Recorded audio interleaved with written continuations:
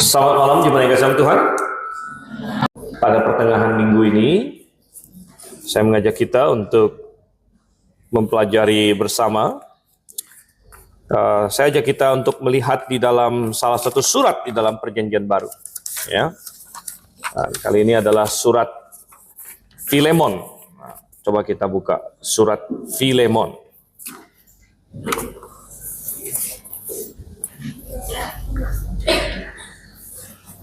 Surat yang jarang dibuka, banyak orang Kristen mungkin jarang buka surat ini. Tapi kita lihat Filemon pasal 1, tentu tidak ada pasal 2 atau pasal 3. Filemon 1, kita akan baca ayat 1 sampai ayat yang ke-7. Sudah dapat ya? Filemon pasal 1, kita akan baca ayat 1 sampai ayat 7. Saya akan bacakan, jemaat sekalian silakan mengikuti dengan seksama di dalam Alkitab masing-masing. Demikian firman Tuhan. Dari Paulus, seorang tahanan karena Kristus Yesus, dan dari Timotius, saudara kita, kepada Filemon yang terkasih, teman sekerja kami, kepada Apfia, saudari kita, kepada Arkhipus, teman seperjuangan kita, dan kepada jemaat di rumahmu. Anugerah dan damai sejahtera dari Allah Bapa kita dan dari Tuhan Yesus Kristus menyertai kamu. Aku mengucap syukur kepada Allahku setiap kali aku mengingat engkau dalam doaku, karena aku mendengar tentang kasih-Mu kepada semua orang kudus dan tentang iman-Mu kepada Tuhan Yesus. Aku berdoa agar persekutuan-Mu di dalam iman turut mengerjakan pengetahuan akan segala yang baik di antara kita untuk Kristus. Dari kasih-Mu sudah kuperoleh kegembiraan besar dan kekuatan. So, hati orang-orang kudus telah Kau hiburkan, saudaraku. Mari kita bersatu dalam doa. Bapa di surga, kami mengucap syukur Tuhan untuk firman-Mu. Kami mengucap syukur untuk berkat-berkat rohani yang kami miliki di dalam Kristus Yesus. Keselamatan yang begitu besar, pengenalan akan Engkau, kebenaran yang tak tergoyahkan, jemaat di tempat ini, dan banyak lagi Tuhan, berkat-Mu bagi kami semua. Dan kami mengucap syukur bahwa tengah minggu kami memiliki persekutuan untuk menyanyi, untuk belajar firman-Mu, Engkau yang kiranya menolong kami belajar dengan baik sebelum nanti kami berdoa. Kami serahkan, kami minta ini di dalam nama Yesus Kristus. Amin. Surat Filemon adalah salah satu dari 5 kitab dalam Alkitab yang hanya terdiri dari 1 pasal saja. Nah, entah kalian tahu tidak, 5-5-nya ada 5 kitab dalam Alkitab yang hanya terdiri dari 1 pasal saja. Dan Filemon adalah salah satunya. Tadi saya sempat singgung bahwa mungkin banyak orang Kristen tidak begitu familiar dengan surat ini, ya, tidak begitu fasih, tidak begitu tahu tentang surat ini, yang sangat disayangkan. Ya, bahkan ada sebagian orang Kristen mungkin berpikir surat ini tidak terlalu relevan bagi kita, bukan hanya pendek, ya, tetapi subjeknya atau isinya nanti kita akan lihat, karena saya berencana mungkin beberapa kali kita akan bahas surat Filemon ini, mungkin 2 kali atau 3 kali. Itu yang lihat. Surat Filemon ini terutama adalah mengenai seorang budak yang namanya Onesimus. Ya, dan Onesimus ini budak yang Paulus suruh kembali kepada tuannya, di mana dulu dia lari dari tuannya, dan tuannya namanya Filemon, sesuai dengan judul surat ini. Gitu ya. Dan intinya surat ini Paulus tuliskan untuk menghimbau, mengajar Filemon bagaimana dia harus memperlakukan budaknya ini, Onesimus yang lari dari dia. Dan mungkin ada sebagian orang berpikir ini tidak relevan bagi kita, karena kita tidak ada budak hari ini, kita situasinya berbeda dengan apa yang terjadi di Filemon. Namun saudara kasih Tuhan, tentu sikap-sikap seperti itu sangat disayangkan. Ya, karena Alkitab berkata dalam 2 Timotius 3:16 bahwa seluruh kitab suci itu diilhamkan Allah dan bermanfaat. Dan Filemon adalah bagian dari firman Tuhan, dan Tuhan pelihara untuk satu tujuan. Dan ternyata sangat relevan. Ada banyak pelajaran yang bisa kita tarik dari surat ini yang benar-benar penting bagi kita hari ini juga. Oleh karena itu saya mengajak kita untuk menyelidiki surat yang sangat pendek ini. Nah, hari ini kita mulai dengan 7 ayat pertama ini saja. 7 ayat pertama, ada 2 pelajaran besar yang kita bisa tarik dari pembukaan, boleh dibilang sini ya, pembukaan dari surat Filemon. 7 ayat pertama ini ada 2 pelajaran besar. Dan tentu kita akan bagi 2, yaitu yang pertama pelajaran dari salam Paulus. Nah, salam itu dari ayat 1 sampai ayat 3. Dan nanti kita akan lihat pelajaran dari ucapan syukur Paulus. Ucapan syukur Paulus nanti dari ayat 4 sampai dengan ayat yang ke-7. Dan ada pelajaran-pelajaran yang berharga dari 2 hal ini. Bagaimana Paulus menyampaikan salam dan bagaimana Paulus mengucap syukur. Coba kita lihat dulu salam Paulus yang pertama ya, salam Paulus. Nah, biasanya kadang-kadang kita kalau baca Alkitab atau baca yang hal-hal lain, kalau ada salam kita cenderung, ini nggak penting, kita lewatkan saja. Tapi kalau itu boleh kita lakukan untuk katakanlah buku atau lain sebagainya. Saya sebagai seorang penulis buku, kalau saya baca buku, saya biasa baca juga kata pengantarnya. Ya. Karena saya penulis buku, saya juga ada menulis kata pengantar. Gitu. Nah, tapi kadang-kadang ada orang yang baca buku kata pengantar, bosen lah. Langsung aja ini lompat ke halaman keberapa begitu kan. Nah, dia pikir kata pengantarnya ini mungkin pengarangnya ngecap apa begitu ya. Tapi kalau baca buku sih boleh-boleh saja seperti itu, terserah ya. Tapi kalau baca Alkitab tentu tidak. Karena sekali lagi tadi kita bilang bahwa seluruh kitab suci itu bermanfaat ya, dan termasuk salam, termasuk segala macam. Ada banyak pelajaran yang bisa kita tarik di sini. Apa pelajaran yang bisa kita lihat dari salam Paulus ayat 1 sampai 3? Yang pertama, kita belajar tentang penulis surat terlebih dahulu. Penulis surat. Siapa penulis suratnya? Jelas dikatakan di ayat 1 dari Paulus. Ya, kita sudah tidak asing lagi dengan nama Paulus. Surat ini ditulis oleh Paulus, tapi kita harus ingat bahwa di balik Paulus ada Roh Kudus. Ya, sehingga kita bisa berkata bahwa ini adalah surat dari Paulus, kita juga bisa berkata ini surat dari Tuhan. Ya, Tuhan menulis surat ini. Tuhan menulis surat ini melalui Paulus. Itulah sebabnya kita membacanya. Kalau ini hanya tulisan Paulus saja, tidak ada gunanya. Paulus adalah seorang yang sudah hidup 2000 tahun yang lalu. Tahu apa dia tentang abad 21? Sehingga dia pantas mengajari kita. Gitu kan? Dan inilah sikap dari banyak orang liberal, sikap dari banyak orang sekuler, sikap dari banyak orang yang nggak percaya Tuhan. Mereka bilang, kalian orang Kristen, ngapain kalian baca buku yang sudah ribuan tahun lamanya? Ya kan, ini sudah usang, ini sudah kuno, ini sudah tidak up to date, ini sudah tidak ikut zaman lagi, begitu. Dan kalau ini tidak diinspirasikan, apa yang mereka katakan itu benar. Ngapain kita belajar tentang kehidupan dari orang yang hidup 3.500 tahun yang lalu? Musa misalnya. Ngapain kita belajar tentang kehidupan dari Paulus yang 2000 tahun yang lalu, yang dia nggak ngerti dunia modern. Dia nggak tahu tantangan-tantangan kita hari ini, dan mungkin sangat berbeda dengan mereka.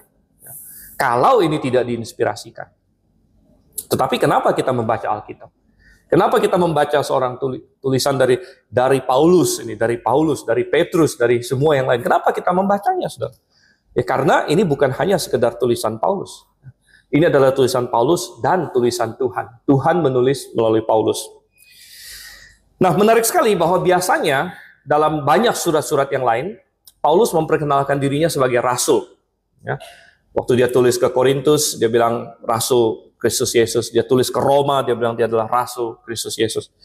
Tapi dalam surat Filemon ini dia tidak menyebut diri rasul, walaupun kita tidak meragukan dia rasul. Tapi dia memperkenalkan diri dengan cara lain, dibilangnya dari Paulus seorang tahanan karena Kristus Yesus. Dari Paulus seorang tahanan karena Kristus Yesus. Dan ini memberitahu kita beberapa hal. Yang pertama bahwa Paulus menulis ini waktu dia dalam penjara. Dan surat Filemon termasuk dalam apa yang kita sebut sebagai surat-surat penjara. Ada beberapa surat Paulus yang digolongkan surat penjara, yaitu dia tulis waktu dia di penjara. Ini adalah pemenjaraan pertama dia, waktu dia di penjara pertama di Roma. Dan antara lain adalah surat Efesus, Filipi, Kolose, dan Filemon. 4 surat ini biasa kita golongkan surat-surat penjara. Dan Paulus menekankan dia seorang tahanan karena Kristus Yesus. Jadi bukan karena dia curi ayam. Gitu ya. Bukan karena dia ketangkep judol atau apa gitu. Waktu itu belum ada judol ya. Tapi bukan karena berbagai kriminalitas, tindakan-tindakan yang salah yang lainnya. Ya. Jadi Paulus bukan ada dalam penjara karena dia melakukan suatu kejahatan, tidak. Ya, dia adalah tahanan karena Kristus Yesus, karena kebenaran, saudara kasih Tuhan. Ya. Dan ini adalah sesuatu yang tidak perlu dimalukan. Dia tidak perlu merasa malu, ya, karena dia ada di sana demi Kristus Yesus, karena Injil. Dan ini tentu menjadi inspirasi bagi kita juga di sini, ya. Dan Tuhan rupanya menguatkan Paulus selama dia dalam tahanan, karena Paulus ditemenin oleh seorang namanya Timotius. Makanya disebut di sini dari Paulus dan dari Timotius, saudara kita. Ya, berarti mereka berdua ada di sana pada waktu itu. Bisa jadi Timotius membantu Paulus menulis, karena kita tahu Paulus suka memakai seorang untuk membantu dia menulis. Jadi ada kemungkinan Paulus mendiktekan surat ini dan Timotius yang mencatatkannya ke dalam selembar papirus atau selembar perkamen. Jadi Timotius menjadi berkat bagi Paulus selama dia di dalam tahanan di situ. Dan ini juga mengajarkan kita, ya, mengingat betapa banyaknya surat yang Paulus tulis waktu dia dalam penjara. Surat Filemon ini, yang tadi kita sebut Efesus, Filipi, Kolose, yang mengandung pengajaran-pengajaran yang begitu indah. Dan itu berarti bahwa Tuhan bisa memakai kita, sebagaimana Tuhan memakai Paulus dalam situasi apapun. Ya. Tuhan memakai Paulus ketika dia bebas, ketika dia jalan dari kota ke kota, ketika dia sampai ke Filipi, sampai ke Korintus, sampai ke tempat-tempat yang lain. Tuhan pakai dia ketika dia bebas. Tapi ketika dia dalam penjara, bukan berarti Tuhan lalu tidak bisa memakai dia lagi. Dan ternyata di dalam penjara pun Tuhan pakai Paulus juga dengan cara yang lain, tapi dengan efek yang luar biasa hebat juga. Dan ini mengajar kita bahwa dalam situasi apapun kita berada, sebenarnya Tuhan bisa pakai kita, asal ya kita tetap setia pada Tuhan dalam situasi itu. Ya. Nah, mungkin kita tidak persis situasinya sama dengan Paulus, tapi bisa jadi juga, misalnya Paulus dalam penjara. Ya, kalau suatu hari kita masuk penjara, ya kita pun bisa dipakai oleh Tuhan dalam penjara. Asal kita setia kepada Tuhan dalam penjara itu, dan kita dipenjarakan karena kebenaran. Kalau kita dalam sakit misalnya, apakah Tuhan bisa pakai kita dalam sakit atau kelemahan tubuh? Gitu kan? Kelemahan tubuh, ada yang sakitnya jangka panjang, sakit kronis istilahnya. Diabetes, kencing manis, ya diabetes itu kencing manis, darah tinggi, ya, sakit jantung lah, apalah segala macam. Ya, sesuatu yang seperti Paulus katakan sendiri, aku punya duri dalam daging. Tapi Tuhan bisa pakai kita di dalam situasi-situasi itu sekalipun. Ya, jangan kita berpikir bahwa, oh saya tidak bisa lagi dipakai oleh Tuhan. Gitu. Asal kita setia kepada Tuhan. Dan kita rindu dipakai oleh Tuhan. Nah, atau misalnya dalam masalah finansial, ada yang kesusahan finansial, mungkin dalam kemiskinan, atau pas-pasan begitu. Ya, Tuhan bisa pakai kita. Tuhan bisa pakai kita. Asal sekali lagi kita setia kepada Tuhan dan kita rindu dipakai oleh Tuhan. Jadi dalam situasi apapun kita bertanya, bagaimana Tuhan mau memakai saya? Dan ini salah satu cara kita bisa tetap riang gembira, sukacita dalam kondisi apapun. Kalau kita hanya berfokus kepada, aduh kasihan saya, aduh situasi saya begitu sulit, ya. Aduh begini, dan kita akhirnya mengeluh. Tapi kalau kita dalam situasi apapun kita bertanya, bagaimana Tuhan bisa pakai saya dalam situasi saya sekarang? Bagaimana Tuhan bisa menggunakan saya? Apa yang saya bisa perbuat bagi Tuhan saat ini? Sekalipun misalnya kita kurang sehat, sekalipun kita mungkin kekurangan uang, sekalipun kita dalam kesusahan dan lain sebagainya. Bagaimana Tuhan bisa pakai saya? Sehingga kita tidak berfokus hanya kepada diri kita sendiri. Kita berfokus pada kekuatan Tuhan dan kepada orang lain. Paulus adalah contoh yang luar biasa tentang ini.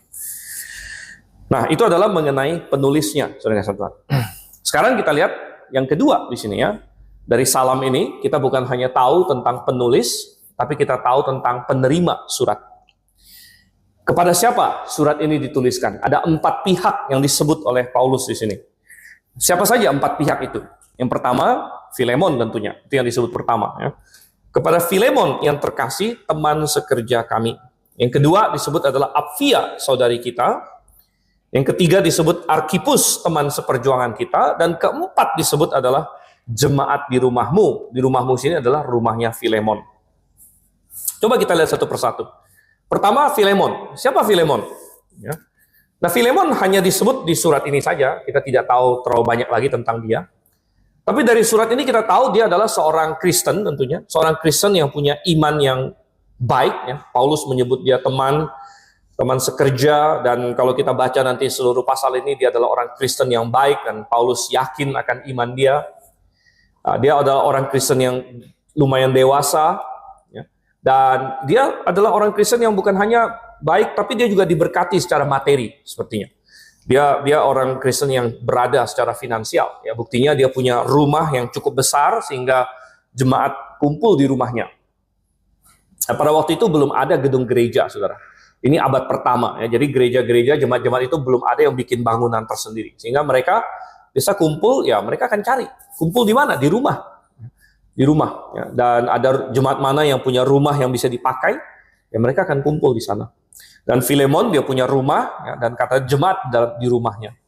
Dan Filemon juga punya hamba-hamba sepertinya. Jadi sekali lagi dia adalah orang Kristen yang diberkati secara materi. Dia punya hamba-hamba. Salah satu hambanya adalah topik dari surat ini, yaitu Onesimus yang lari dari dia. Begitu ya. Nanti kita akan lihat lebih lanjut lagi. Oke, itu adalah mengenai Filemon. Ya.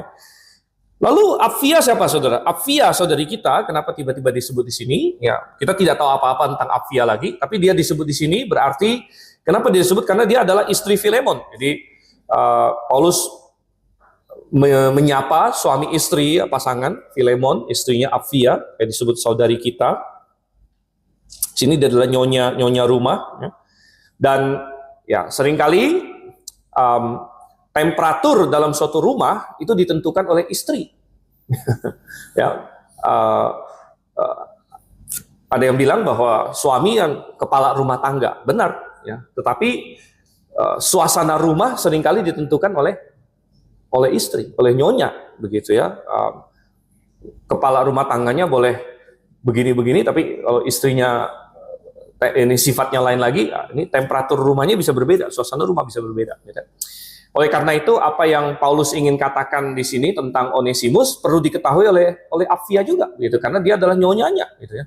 Jangan sampai nanti Filemon, oh ya baik saya terima Onesimus, Apfianya yang mencak-mencak, gitu kan. Dia marah sama Onesimus dan sebagainya.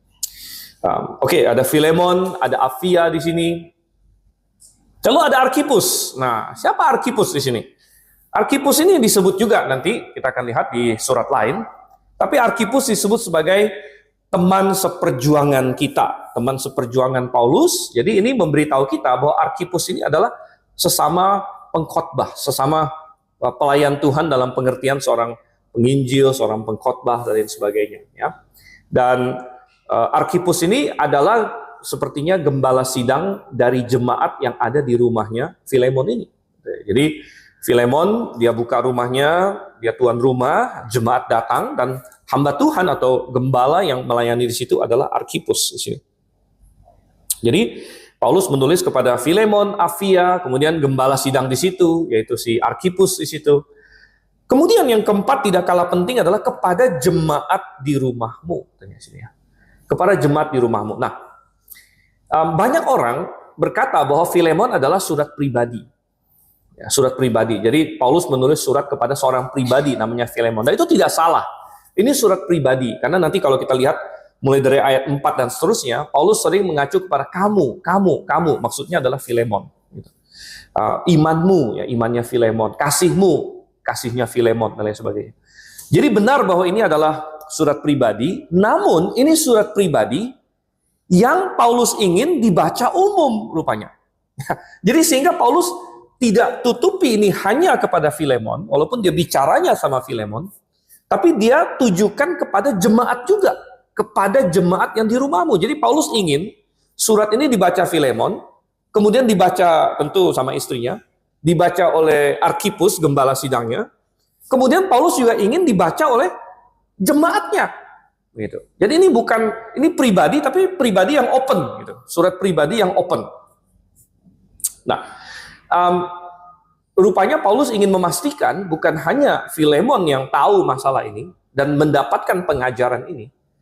Paulus ingin jemaat mendapatkan pengajaran ini. Ya. Nah, jemaat di rumah Filemon ini jemaat mana, saudara kasih Tuhan?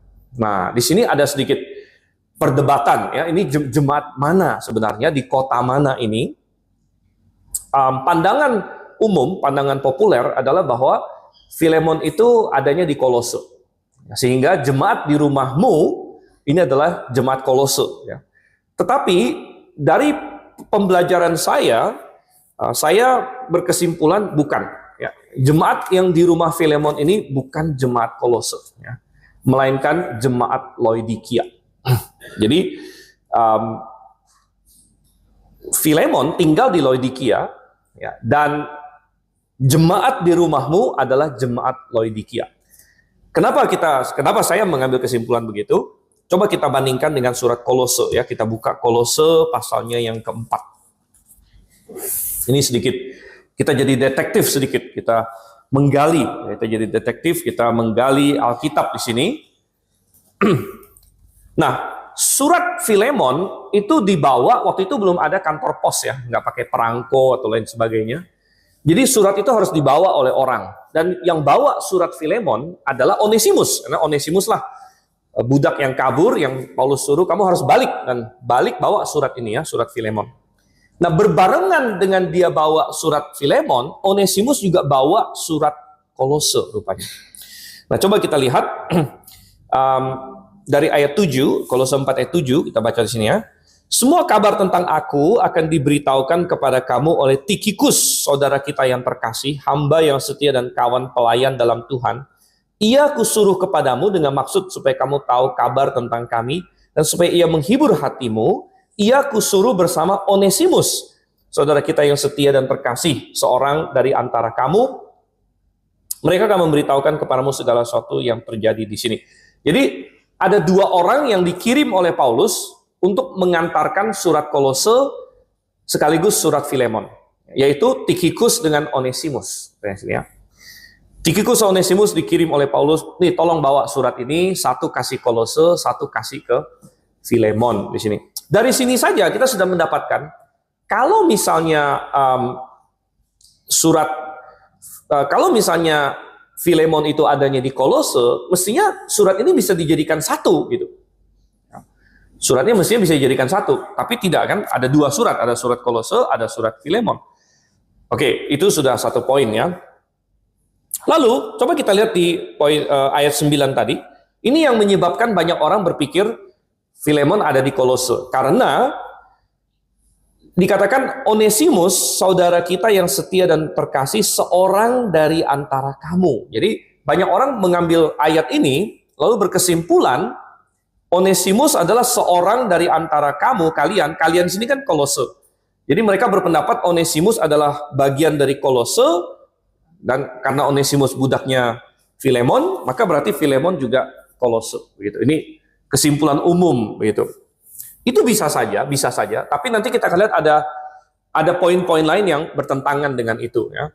Dan bahwa Onesimus seorang dari antara kamu bisa punya banyak arti ya. Bisa juga berarti Onesimus lahir di Kolose, mau Filemonnya tinggal dimanapun nggak ada efeknya gitu. Yang penting Onesimus itu aslinya dari Kolose, bisa saja begitu kan. Walaupun mungkin Filemon nanti entah di mana kayak dia lalu tinggal. Lagi pula Laodikia dengan Kolose itu sangat dekat, saudara. Jadi ada 3 kota yang berdekatan di situ. Ya, Laodikia, Hierapolis, dan Kolose. Makanya coba lompat sedikit kayak 13 ya. Sebab aku dapat bersaksi tentang dia bahwa ia sangat bersusah payah untuk kamu adalah orang Kolose, jemaat Kolose, dan untuk mereka yang di Laodikia dan Hierapolis. Jadi 3 kota ini sering disebut sebagai satu paket karena mereka itu berdekatan. Kalau hari ini itu mirip kayak Jakarta, Bekasi, dan Tangerang lah misalnya gitu kan. Jadi sering dijadikan satu ya Jabodetabek misalnya begitu ya. Jadi ada kompleks Kolose, Laodikia, dan Hierapolis. Ya, dan oleh karena itu bahwa Onesimus adalah salah satu dari kamu tidak berarti bahwa Filemon itu pasti orang Kolose atau tinggal di Kolose gitu.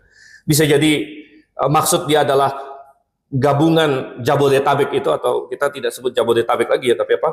Kolose, Laodikia, Hierapolis, di situ satu kompleks maksudnya ya. Atau bisa jadi Onesimus memang lahir di Kolose, belakangan dia pindah ke tempat lain. Oke, nah kenapa kita berpendapat bahwa Filemon itu bukan di Kolose, melainkan di Laodikia? Karena kita lihat ya ayatnya yang tadi kan kita baca ayat 13 ya. Nah, lanjut lagi ayat 15-nya. Sampaikan salam kami kepada saudara-saudara di Laodikia. Oke. Juga kepada Nimfa dan jemaat yang ada di rumahnya. Oke. Jadi, karena ada 3 kota yang disebut. Kolose sudah pasti kamu. Sampaikan kepada saudara-saudara di Laodikia salam. Juga kepada Nimfa dan jemaat yang di rumahnya. Jadi, kesimpulannya adalah Nimfa dan jemaat yang di rumahnya ini ada di Hierapolis. Ya. Karena jemaat Kolose sudah dapat 1 surat. Salam kepada saudara-saudara di Laodikia. Salam kepada Nimfa dan jemaat yang ada di rumahnya. Jadi, Nimfa dan jemaat yang ada di rumahnya ini sepertinya adanya di Hierapolis di sini ya. Lalu ayat 16 adalah kuncinya di sini. Bila mana surat ini telah dibacakan di antara kamu, usahakanlah supaya dibacakan juga di jemaat Laodikia, dan supaya surat yang untuk Laodikia dibacakan juga kepada kamu. Ya. Jadi surat Kolose harus dibacakan kepada jemaat Laodikia. Dan rupanya Paulus ada tulis 1 surat juga untuk jemaat Laodikia yang perlu dibaca oleh jemaat Kolose gitu. Nah, pertanyaannya adalah di mana surat Laodikia itu? Gitu kan? Surat Laodikia itu yang mana? Gitu. Tidak ada, kita tidak ada baca surat Laodikia gitu. Dari Paulus ya. Nah, Tuhan Yesus ada tulis surat kepada Laodikia itu di Wahyu pasal 3 melalui Rasul Yohanes ada surat salah satu jemaat Laodikia. Tapi itu bukan Rasul Paulus, itu Rasul Yohanes yang tulis. Mana surat dari Rasul Paulus yang untuk Laodikia? Ada beberapa opsi. Ya. Hanya ada 2 opsi yang bagus lah. 1, surat itu sudah hilang, tidak ada. Ya, maksudnya nggak ada lagi. Kita nggak punya surat Laodikia, surat itu nggak ada entah di mana, gitu ya. Jadi tidak tersimpan bagi kita. Tapi permasalahannya, kalau kita anggap bahwa surat Laodikia ini hilang atau tidak ada lagi, berarti surat Laodikia bukanlah surat yang diinspirasikan kalau begitu. Ya. Nah, kalau surat Laodikia bukan surat yang diinspirasikan, kenapa Paulus sepertinya di sini menyamakannya dengan surat Kolose, gitu, otoritasnya. Sehingga surat Kolose tolong dibacakan di Laodikia. Ya, berarti kan ini surat Kolose ini Paulus tahu ini berotoritas. Ya, sehingga perlu dibaca oleh banyak orang. Ya. Dan surat Laodikia tolong dibacakan di Kolose. Ya, sepertinya Paulus menyamakan otoritas antara surat Kolose dengan surat Laodikia ini. Sehingga kesimpulan yang paling baik sebenarnya adalah surat Laodikia itu adalah surat Filemon. Ya. Nah, ada orang yang bilang, tapi surat Filemon kan surat pribadi, sedangkan ini kan surat kepada jemaat di Laodikia. Makanya tadi kita bilang, ternyata surat Filemon itu bukan hanya surat pribadi gitu. Tadi sudah kita baca, surat Filemon ditujukan memang kepada Filemon, Apphia, Archippus, tapi juga kepada jemaat di rumahmu. Ya. Ya, sehingga surat Filemon itu bisa juga dianggap surat kepada jemaat di rumahnya Filemon, yang kalau memang dia tinggal di Laodikia, ya berarti itulah surat Laodikia itu. Gitu. Jadi nyambung semua di sini. Nyambung semua ya. Dan lalu masuk ke ayat yang ke-17 di sini ya. Ayat 17 dikatakan, sampaikanlah kepada Archippus. Perhatikanlah supaya pelayanan yang kau terima dalam Tuhan kau jalankan sepenuhnya. Nah, ayat 17 di sini menyebut Archippus. Archippus yang tadi ada muncul di surat Filemon itu tadi. Ketika ada Archippus, Archippus adalah gembala jemaat yang di rumah Filemon. Nah, ini membuktikan bahwa ayat 17 membuktikan sebenarnya Archippus itu bukan di Kolose. Kenapa? Kalau Archippus di Kolose, Paulus tinggal salamin langsung di surat Kolose itu sendiri. Halo Archippus, gitu kan? Dia nggak perlu suruh orang Kolose sampaikan kepada Archippus. Nah, dia suruh orang Kolose sampaikan kepada Arkipus, berarti Arkipus tidak ada di Kolose. Gitu ya. Nah, itu berarti mendukung pandangan bahwa Arkipus itu adanya di tempat lain. Yang paling cocok adalah Laodikia di sini. Sehingga dari banyak hal ini sebenarnya ya, kita bisa mengambil kesimpulan bahwa posisi yang paling kuat adalah bahwa surat Laodikia yang dimaksud, yang ditulis adalah surat Filemon, saudara-saudara. Oke, nah coba kita balik lagi ke Filemon di sini ya, kita balik lagi ke Filemon. Dan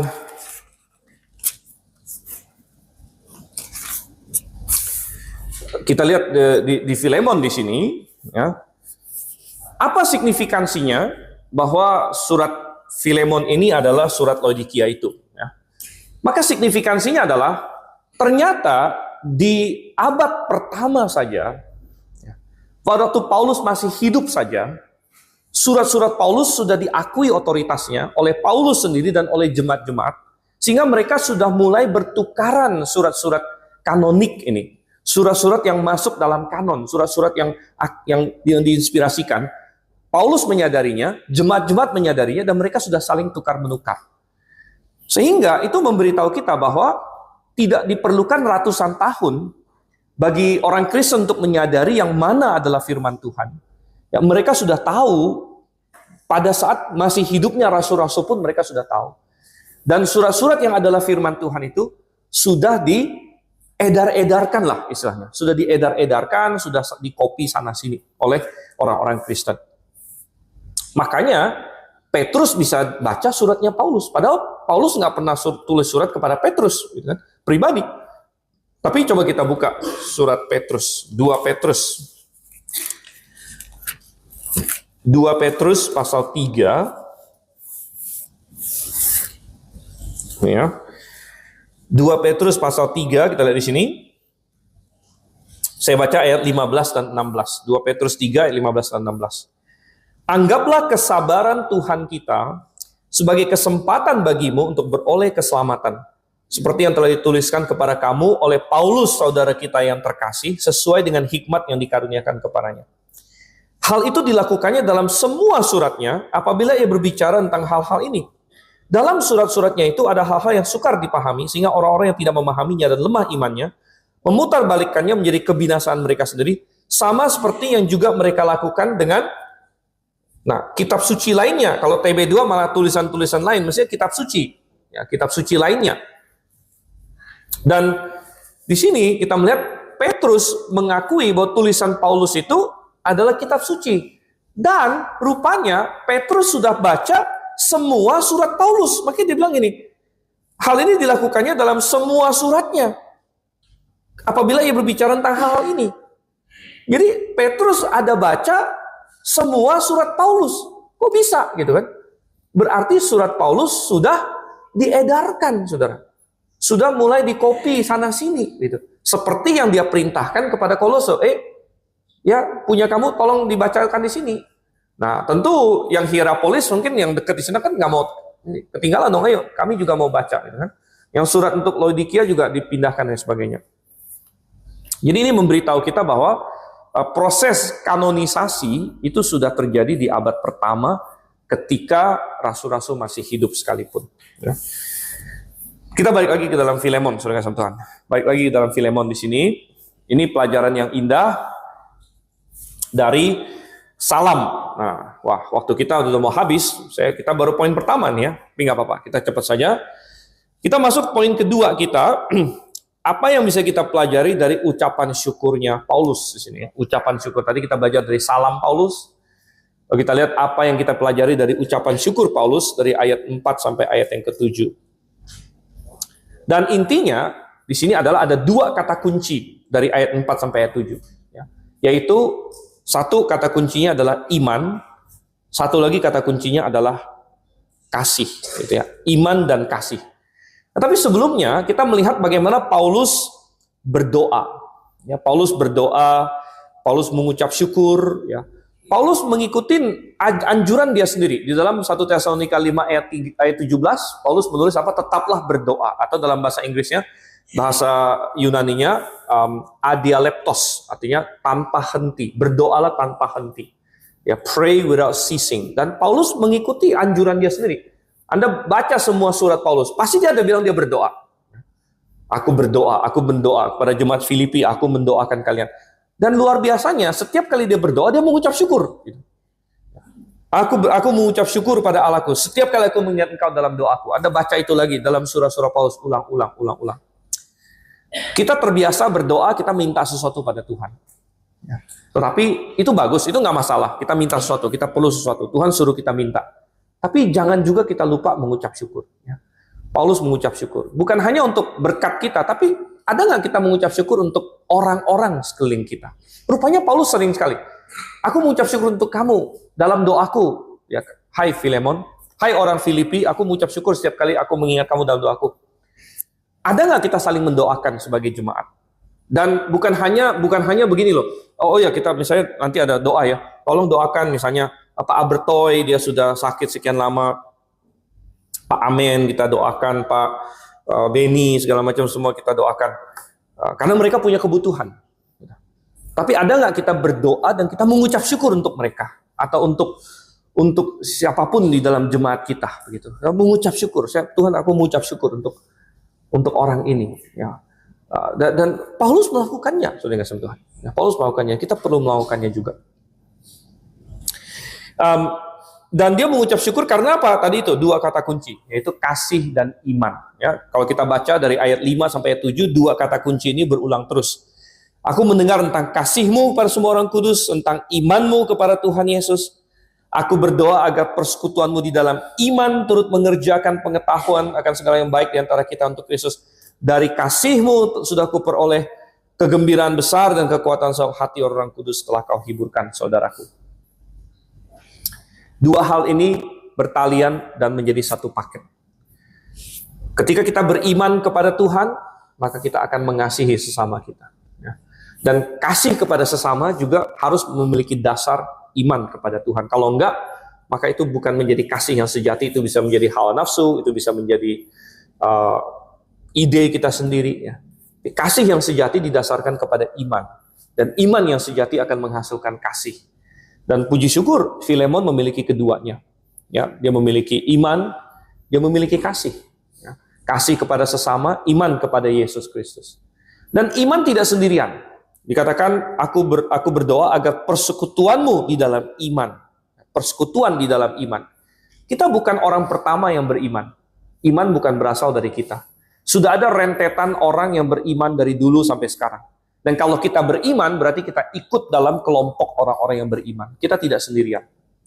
Dan Tuhan tidak merancang iman kita untuk sendirian juga. Oleh karena itu Tuhan ingin ketika kita beriman, kita bersekutu dengan orang. Dan oleh karena itu kita datang seperti hari ini. Anda datang pada hari ini. Kenapa? Karena kita ingin bersekutu. Kita orang-orang yang sesama beriman kepada Tuhan. Dan ketika kita bersekutu, iman kita makin bertumbuh. Bertumbuh kepada suatu pengetahuan akan segala yang baik, katanya di sini. Nah, ini adalah pelajaran yang indah dari Filemon, dari surat ini. Masih banyak. Ya, kita akan lanjutkan lagi di kesempatan selanjutnya. Tapi kita mulai dengan salam Paulus dan syukur Paulus. Sangat indah untuk kita pelajari. Mari kita berdoa. Bapa di surga, kami mengucap syukur Tuhan untuk kasih tahu pada kami. Kami belajar dari surat Filemon. Ada banyak hal yang Engkau ingin kami tahu. Kami menggalinya, kami lebih dalam lagi ke dalamnya. Tuhan, Engkau yang kiranya pimpin. Agar kami sungguh-sungguh belajar dan menerapkannya dalam kehidupan kami. Kami berdoa Tuhan dalam nama Yesus Kristus. Amin.